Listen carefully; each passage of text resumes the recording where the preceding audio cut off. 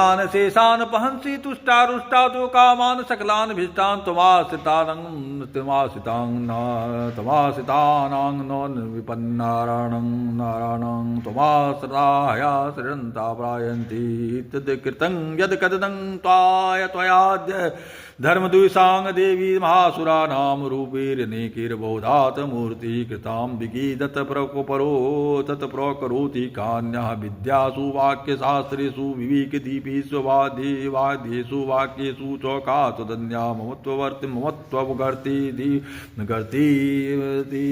महान्धकारे विभ्रामयति तदतीव विश्वं यत्र रक्षांसि यत्रोग्रविशासात् नागा यत्रारयो दस्यो बलानि यत्र दावानलो यत्र तथावधि मध्ये तत्र स्थिता त्वं परिभासि विश्वं विश्वेश्वरी त्वं परिभासि विश्वं विश्वात्मिकाधारि सति विश्वं विश्वेशवन्द्या भवन्ति